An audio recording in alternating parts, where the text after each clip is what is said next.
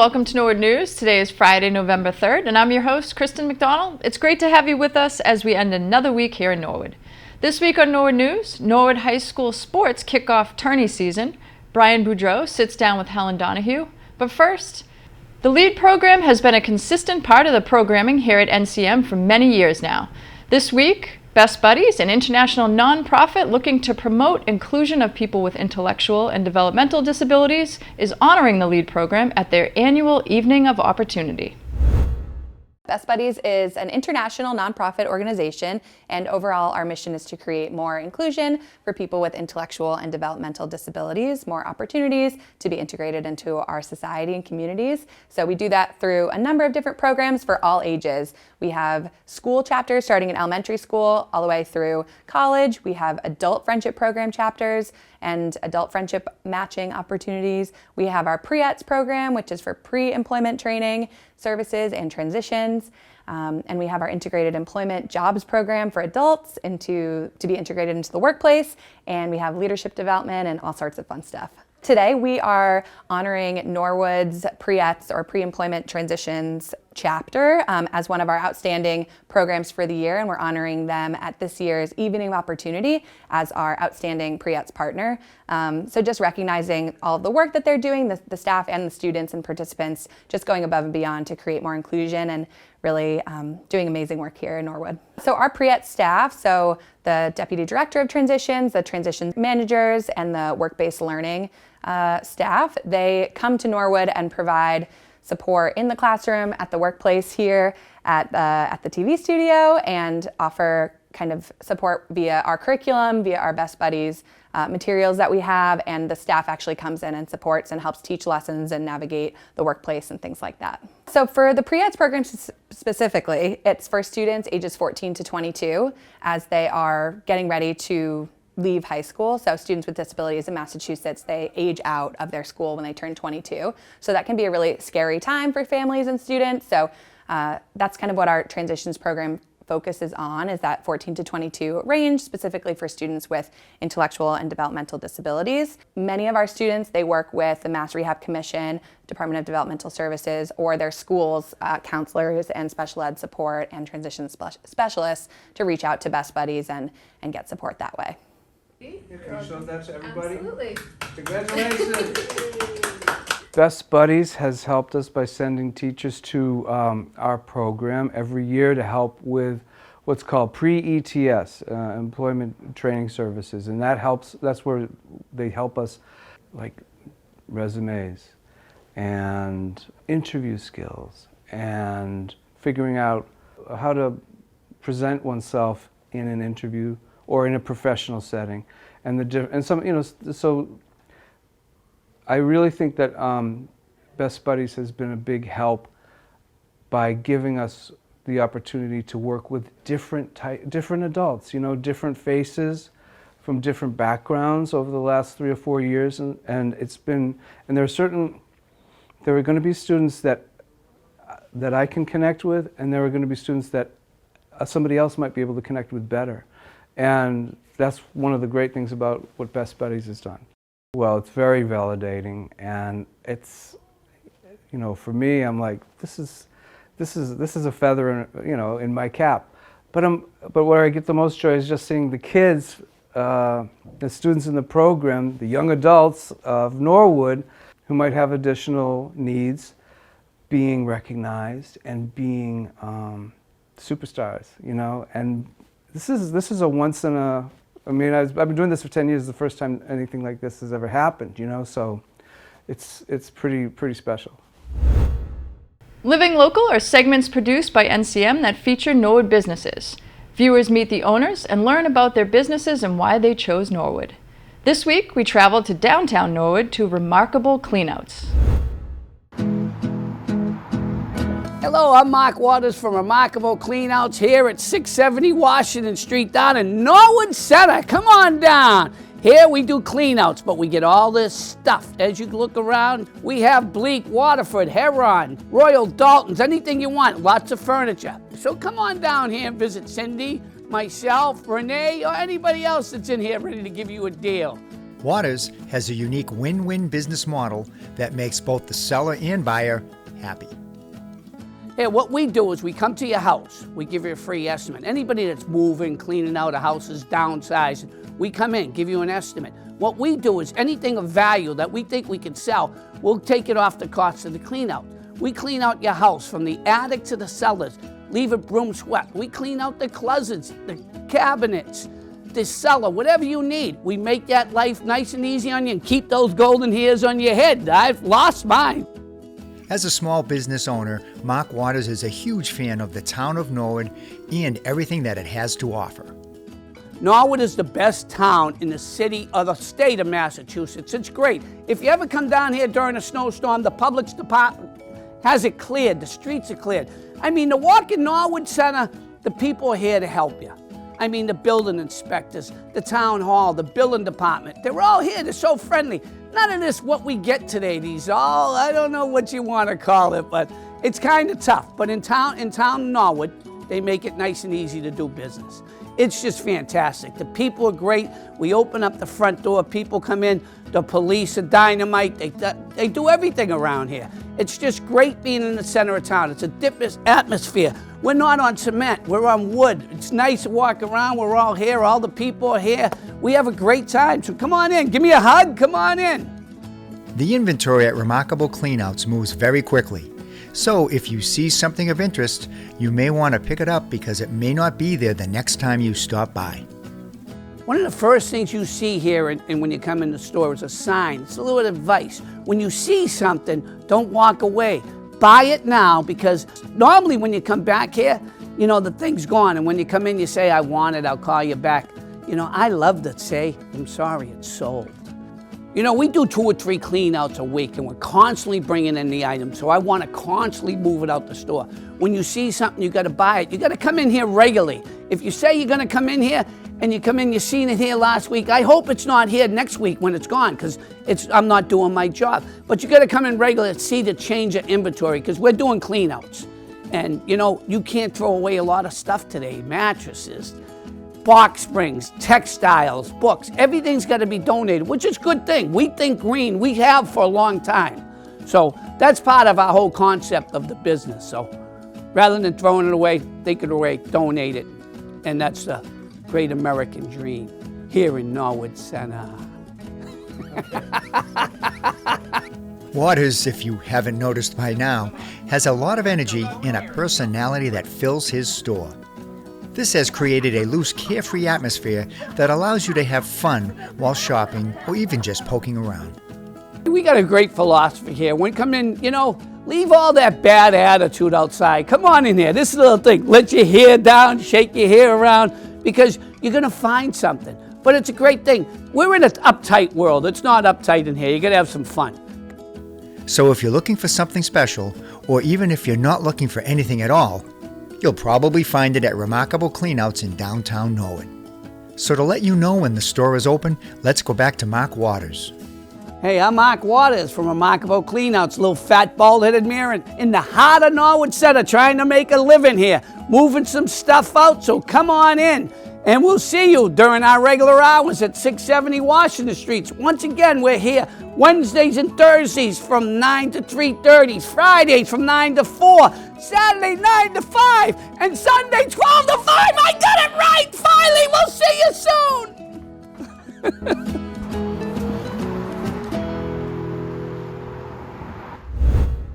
Thanks for the hours, Mark. I'm stopping by just so I can meet you. That is the type of energy we need to take us into this weekend. Thank you so much. When Norwood News returns, the volleyball team wins at home for the first round of the playoffs, and Clayton Cheever stops by the studio for this month's Moral Moment.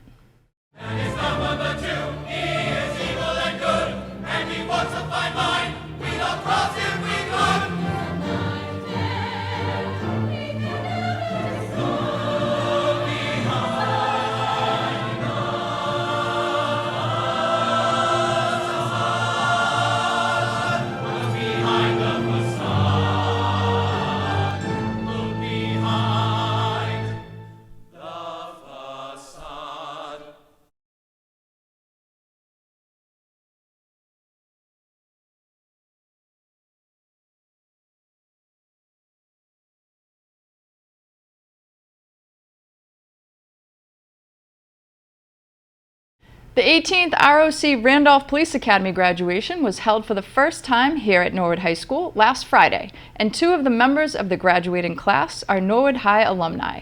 NCM's Kiki Thaxter caught up with both of them to talk about how it feels to become a police officer in the town they grew up in. I'd say the most challenging part of the police academy would be the countless hours we just stood around and basically stared at the back of people's heads.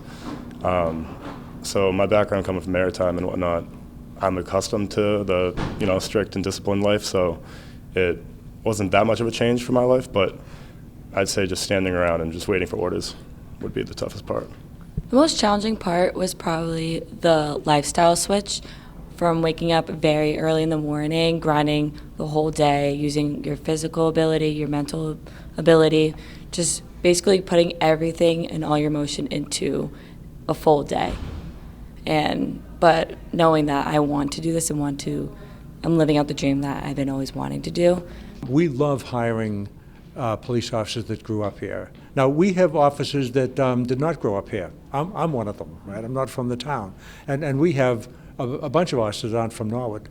But the ones that are from Norwood have that innate interest in protecting their town, like where they grew up. Right? They know Norwood High. They were Mustangs. A lot of them went to school together, and you hear that at roll call when one officer says to another, "Wasn't he a year ahead of you?" Yeah, because they all went to school here, and so they've got this special bond with the town and this commitment to making this town safe. It's not just you could go and be a police officer anywhere, but when you take people from Norwood and you put them on the Norwood Police, there's this innate interest in keeping people safe. It's pretty incredible, actually. I've been here my whole life, from 0 through 12, just knowing everybody and knowing all the residents of the town, and be able to serve them now is quite a good feeling. Squad 4 leader Ryan Johnson, Norwood Police Department, to be pinned by his parents, Ken Johnson and Michelle Troilo. What inspired me was just growing up, I've always had the utmost respect for law enforcement in general, or first responders in general, not just law enforcement, but I kind of fell into that track of law enforcement, so that's why I chose this way. But Norwood in general is why wouldn't I want to serve my own town that I know so well? So be able to help the people of my own community is going to be a great feeling. What inspired me to being a Norwood police officer is I've always wanted to be in law enforcement, and I love Norwood. I grew up in Norwood. My mom's from Norwood. And just helping and serving, protecting the people in the town that I love is just everything that I want to do. Bryn Garzinski, Norwood Police Department, to be pinned by your sister Kayla Garzinski. The love that I have and all the nice people that I've met throughout my whole life, I want to continue to do that and pay back what they did for me and just overall protect and care for them. Well, the academy really is a baseline. It just gets you started. It gives you baseline information. I've always said where the rubber really meets the road is field training. And that's when each of these officers will get assigned to experienced officers who have volunteered to do this kind of work and who have been specially trained in how to do this kind of work to start getting them acclimated. And phase 1 is watch what I do, listen to what I say, and I'm going to tell you everything you need to know, show you how the equipment works, show you how a cruiser runs, all of that stuff that sometimes I think people take for granted, right? And then phase 2 is where we do these things together, and the officer gets to do a little bit more and a little bit more. And by phase 3, the new officer is really doing most of the work themselves, and the FTO is standing by and watching and making sure that they're doing it right. And so that's those are kind of the 3 phases of field training. It's extremely important, and we want to make sure that the new officer is comfortable with the job. Even just, getting out of a car and looking, being in that uniform, and riding a radio car through the center of town where you grew up. It's a much different feeling. But we want to make sure that they're completely comfortable before we put them out on their own. And they will be. These officers will be, just like everyone before them has been, and that's important. Ladies and gentlemen, I'm proud to present to you the Randolph Police Academy 18th ROC Recruit Officer Class.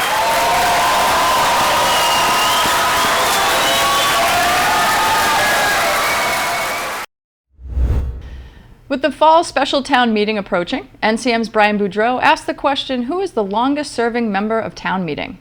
With a little research and the help of Mary Lou Follin, town clerk, he found his answer. Serving as a member since 1968, Helen Abdallah Donahue is currently the longest serving town meeting member. He sat down with her this week and listened while Mrs. Donahue reflected on when she realized she wanted to take part in local government. So at that time, the voting age was 21 years old. And since I was born in March, I had to wait until the town election was in January. So I missed it by 3 months. I had to wait till I was 22 to run. But in real life, my sister Olga Abdallah and I started going to town meeting when I was 12. My sister Olga was 14. Why did we go to town meeting when we were so young? Because our father, John Alec Abdallah, was a member of the Board of Selectmen, and he was always talking about town government, and we were interested in town government, and we wanted to see how things went. So town meeting in those days, in the 60s, was held at the Norwood Junior High School. So for some of the younger people in town, Norwood Junior High School is where the Guild Medical Building is now. There are lots of opportunities now to go to these courses about learning about the issues, but I think that if they cared enough to run, that they're astute and intelligent and caring. Caring is the whole thing, Brian. If they cared enough to make the effort, I think that they'll be fine. And I just want to thank them. Thank you for caring enough to join the process. Thank you for caring enough about the town to try and preserve the quality of life, to forward the quality of life, to protect the town in the future. The interview with Mrs. Donahue will play in its entirety on the NCM Community Channel. And now let's toss it over to Abby Trahan for the latest in school news. I'm Abby Trahan, and I'm a senior at Norwood High School. Let's take a look at some activities happening in our Norwood schools this week. In Norwood High School news, the NHS Marching Band, which also includes 9 8th graders, received 5 stars across the board for performance at the Micah State Championship and won a gold medal. And here's Director Steve Conant. The marching band got started this season in late June.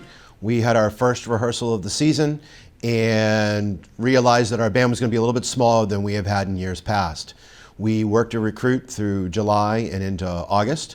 We had once a week meetings through the month of July, and then come August we had our traditional band camp here at Norwood High School. We rehearsed about 7 to 8 hours a day for an entire week. We followed that up with 2 weeks of intense Tuesday, Wednesday, Thursday evening rehearsals to start putting our show together. Come September, we aim to work on putting together our last 2 to 2.5 productions as part of the originally 5 movement piece that we decided to do this year. In late September, we had our first performance in the rain at Dartmouth High School. Our students learned quickly that yes, it can rain in this activity, and yes, we need to persevere and push through it. Our results weren't great that first time out, as we have a whole lot of students that have never done this activity before. Some students that were new to color guard, some students that were new to marching and or playing the instrument that they're performing on. This year, we worked extremely hard to develop a sense of rhythmic understanding for our students, moving through segment to segment through some of our accelerando and ritardandos that we had written into the show that we previously haven't done in recent years. As we moved through the season, we ended up at a Micah show at Shepherd Hill Regional High School, hosting a Micah show here on the Hill just a couple of weeks ago. And as a result of our home show, our students and staff weren't 100% thrilled with our efforts to date and our overall performance quality. The staff and I had some meetings online, on the phone, and we talked about ways that we could do some different things. We actually had some input from a local judge that helped us to that point, and we put those into play this last week. And really had some exponential growth from our students heading into MICA Finals. Of course, just like the season started, it was pouring at MICA Finals, and our students really persevered and played their best run through and performance in front of a live audience for the entire season. As I said to them there in Quincy, I couldn't be prouder of this group of individuals for the efforts that they had put forward this year. It was not an easy season. We were constantly working up until the bitter end, and especially in that last week, we had some absolutely tremendous growth. I have to give a shout out to my instructional staff. There are about 9 other individuals that work with me to teach this ensemble that all have a very different level of area of expertise. And when those come together, we really can achieve some fantastic things for our program. Also, with all the props that we have, and even though we are only 31 members total, it takes an additional 12 parents to get us on and off the field because of the level of technology that we use for sound reinforcement and the props that we use to move them on and off the field. Keep in mind, we have to do this all within 13 to 15 minutes depending upon the circuit that we perform in. So a huge shout out to all of our parents and volunteers that help make it go. We've had a very successful season from soup to nuts, and we are looking forward to performing this at least one more time at Thanksgiving, most likely a performance for our friends at the middle school during the school day in the coming weeks. And we have a holiday parade coming up just around the corner, as well as Veterans Day. So still a busy time for us as we move forward and approach the month of December, but overall an absolutely fantastic and enjoyable season for all involved. The band received a police and fire escort from Town Line to the high school upon return home. Next chance to see the band will be at the Veterans Day Parade and the Thanksgiving Day football game. Congratulations to the NHS Marching Band. At the Coakley Middle School this past Friday was the first annual CMS Halloween dance for grade 6. Almost the entire grade showed up, most in fabulous costumes. There was dancing, snacks, and fun activities. The weather was hotter than expected, but everyone still had a great time. Thanks to the NHS volunteers that helped DJ and clean up, and to the Coakley PTO and parent volunteers that helped organize, set up, clean up, and help them have fun. And a big thank you to many staff members that chaperoned. Overall, the dance was a huge success, and they look forward to many more activities coming this year. The Callahan School held their Pumpkin Palooza and Monster Mash. Let's take a look.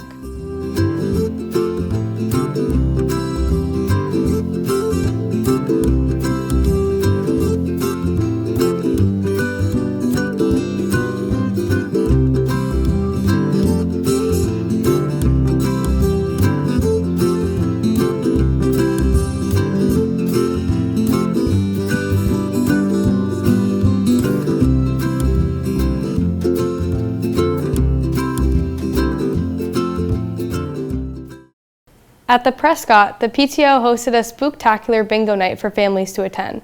Costumes were encouraged as families got to play an exciting game of bingo and enjoy pizza and refreshments. There was a 50-50 split from the money raised playing bingo. The PTO coordinated amazing raffle prizes, including a family 4-pack at rock climbing, a gift card to Rita's Italian Ice, and fall treats from Wegmans. The money the PTO raised helps support enrichment programs for the students at the Prescott. A big thank you to the local businesses for their generous donations. This was a wicked fun time for the Prescott families.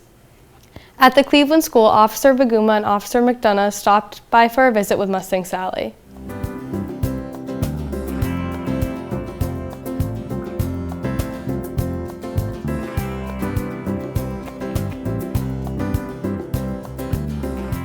The Willett community was abuzz with excitement in celebration of 3B's Day on Tuesday, October 31st.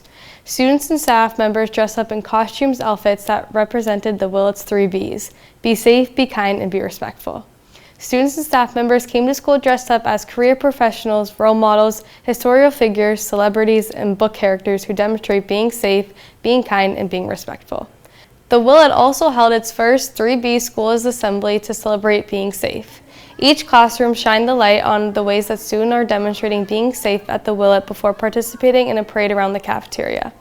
Thank you very much to staff members and families for making 3B's Day such a wonderful success for the Willett community. The Little Mustangs preschool is located in the Savage Center, which is also home to Norwood Senior Center. This week, the preschoolers, led by a very special Little Mustang, went to visit their neighbors there. The students were excited to wear costumes and parade through the morning exercise class. One preschool giraffe even tried to break from the preschool pack and join in. Students sang a few songs and wished those celebrating a happy Halloween. It was a lovely morning with lots of smiles and laughs for friends of all ages. Well, that's it for school news. The students are always learning, and thanks to all the educators who share their school news with us. Now let's go on to Ron Marshalsea with the latest in sports news.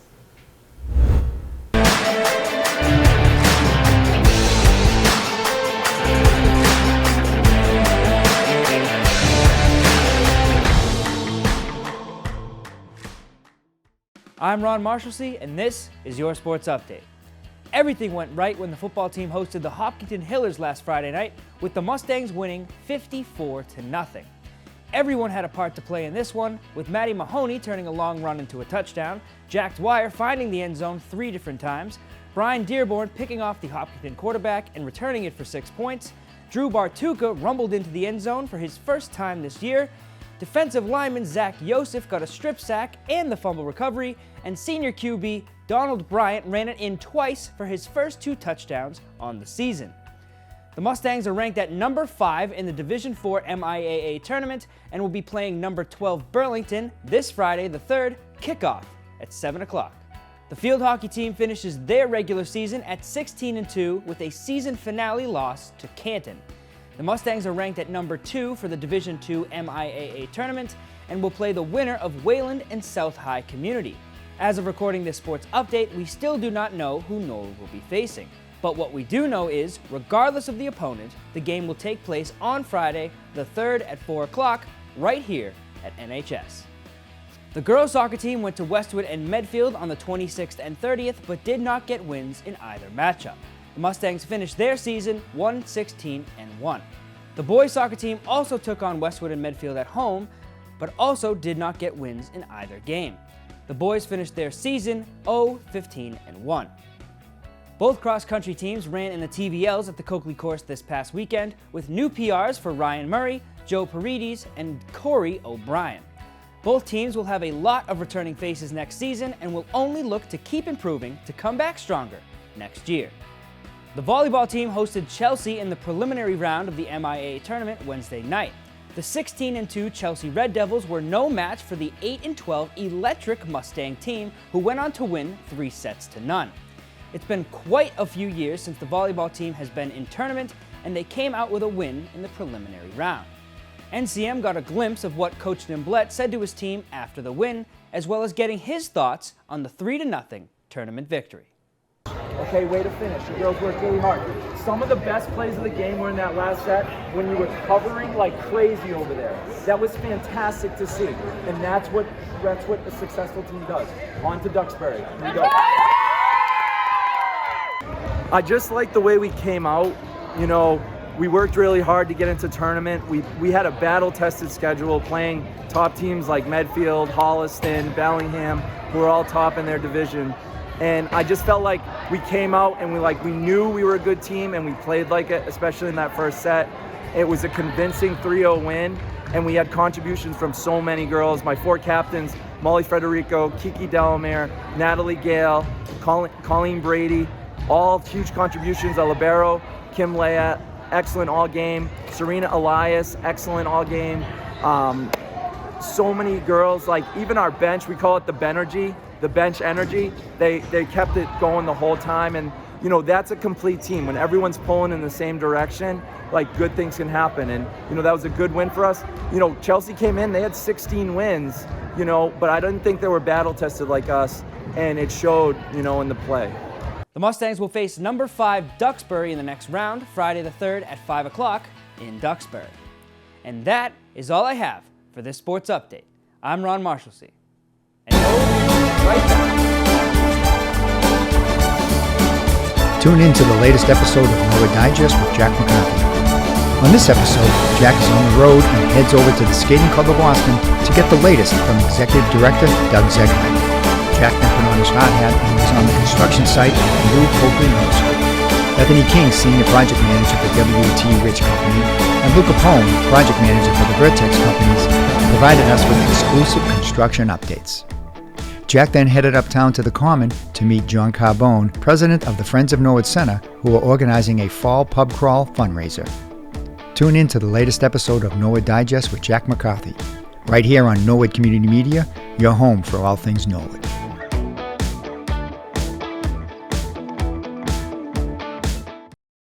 What's happening at the Senior Center this month? Here's Carrie McCarthy sharing the events happening in November.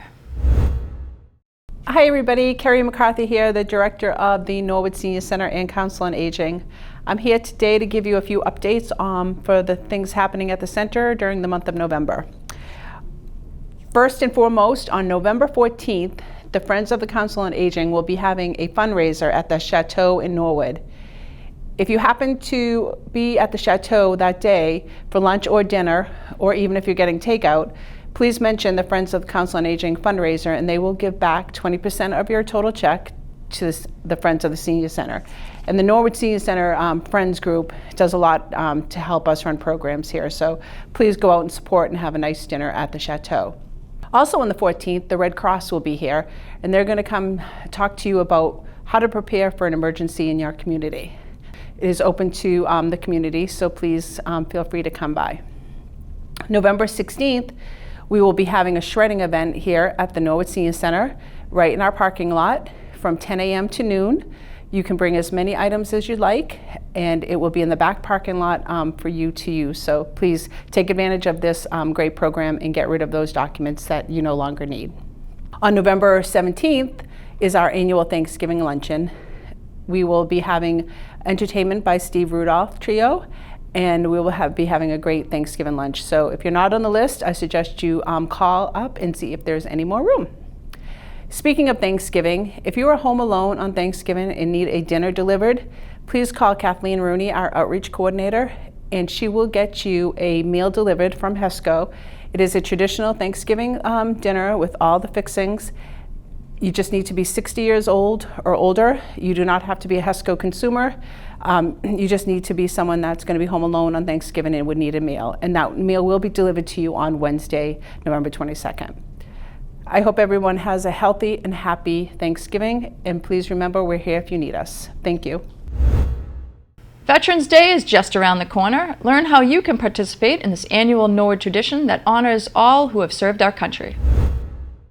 A reminder that Veterans Day will be held on Saturday, November 11th, 2023.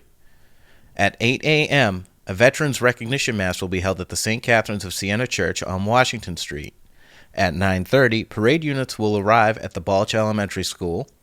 At 10 a.m., the parade will step off from the Balch Elementary School and travel up Washington Street to the Town Common. And at about roughly 10:45 a.m., the ceremonies and observances will begin on the Town Common. And as a reminder, the parade and ceremonies will be broadcast live on the NCM Community Channel and live streamed on the NCM website at norwoodcommunitymedia.org. The library always has something going on, and Clayton Cheever is here with this month's edition of the Moral Moment to help us keep track of it all. Greetings from the Morrow Memorial Library, Norwood's public library for everyone. I'm Clayton Cheever. I use he, his pronouns, and I'm your library director. I'd like to tell you about a few things happening here at the library this November. Graphic novels are a great medium and one of my preferred ways to read about some subjects. We know they're popular with people of all ages, and we have a special graphic novel club for kids ages 6 to 11 that just started meeting this fall. The next meeting of this club is happening on Tuesday afternoon, November 28th from 3 to 4. Every month, this group meets and takes turns talking about which graphics everyone has read. Snacks are shared and we have some fun activities too. There's no one assigned book each month. It's much more relaxed than that. It's simply a fun time to get together and talk about our favorite graphic novels. We're asking folks to register so we know how many people to expect. You can do that by visiting our website, visiting us, or giving us a call. There are a lot of programs going on at the library this month. I strongly encourage you to check out our calendar to discover what you want to attend. You'll find some great cooking classes, concerts, book groups, informational lectures, and more. One thing I think that's going to be very interesting is a screening of the Haitian short independent documentary Madame Sarah on Thursday evening, November 16th, starting at 6:30. This film is about the informal status of women in Haitian society and the critical roles they play within it. One of the executive producers of the film will be present for this screening to talk afterwards a bit about the current situation in Haiti and other parts of the global South and the movement to empower women. There will also be a question and answer session before the end of the event. You can learn more about this documentary and even watch a trailer on our website, where you can also reserve your seat, or visit us or call us and we'll be happy to help. This screening is made possible by the generous support of the Friends of the Morrill Memorial Library. The library is going to be open every day this month, 7 days a week, including the weekends, with the exception of the Thanksgiving holiday, when we'll close at 5 p.m. on the 22nd, that's the Wednesday before Thanksgiving, and stay closed Thursday and Friday, reopening at 9 a.m. on Saturday, November 25th. We're always happy to see you when you come by. We also totally understand that life continues during the hours when our building's closed. That's why we have so many resources that are available every hour of the day, every day of the year, accessible through our website and mobile apps. Every month I enjoy highlighting different online resources you can get for free. Around the holidays, we often find ourselves spending time with family, some of whom we may not get to see very often during the rest of the year, especially if we live far away from each other. When we get together, it can be very meaningful to learn about our roots and family histories. Here at the library, we have tools that can help you with that process. From our databases page, you can find both American Ancestors and the Ancestry Library, both of which have an amazing number of family history databases, including vital records, census records, ship passenger lists, military records, and lots more. These can both help to answer questions and to spark conversations with people who still remember some of our relatives we never got the personal opportunity to meet. Visit our website at norwoodlibrary.org. Follow the link to databases under the research menu to find the alphabetical list of online resources to get started. I've brought some books with me today I'm excited to tell you about. For younger readers, I have a couple of books that honor Native American Heritage Month and promote a better, more historically accurate understanding of Thanksgiving. Tracy Sorrell wrote and Frenée Lassac illustrated this one called We Are Grateful, Ujalahilaga.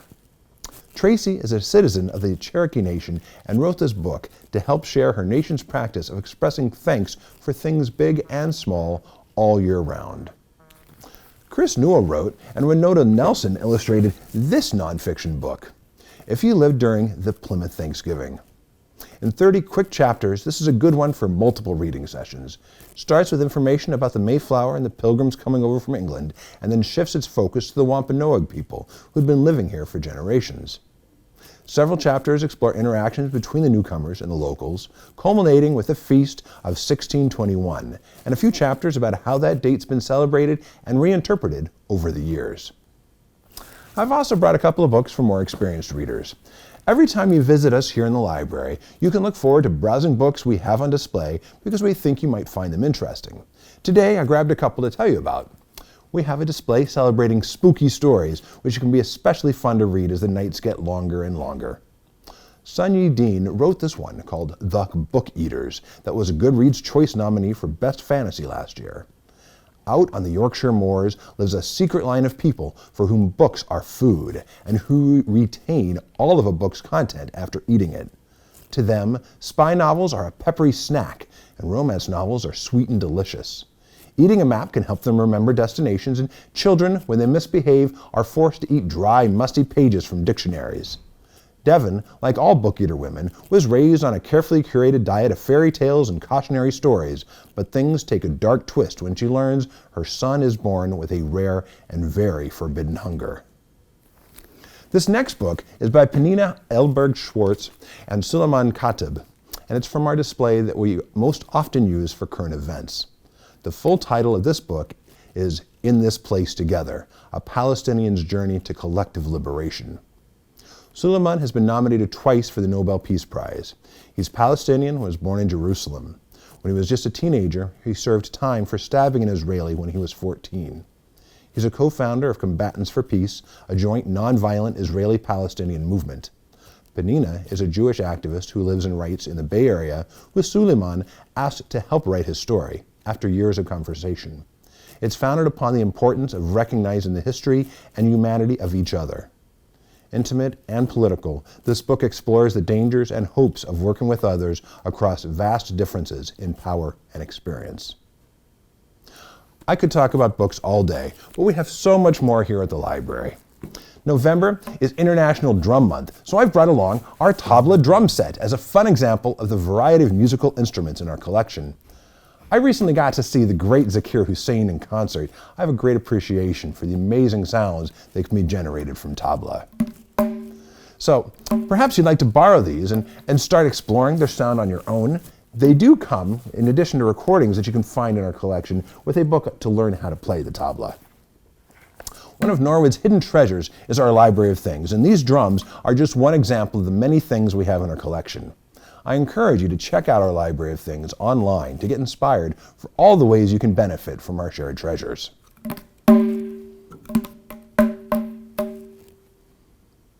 Before I go, I want to say a quick thank you to the amazing friends of the library. I want to personally invite you to come visit their refurbished permanent book sale in the room just to the left of the entrance from the parking lot. There are always some great finds, and the prices couldn't be more affordable. Please come by and support the friends as they support the library and make possible so much of the programming we offer. This has been a Moral Moment. From everyone here at the library, I wish you and yours a safe and happy November. We look forward to seeing you in the library. Well, that's all for Norwood News. To stay up to date with Norwood Community Media, follow us on Facebook, Twitter, and Instagram.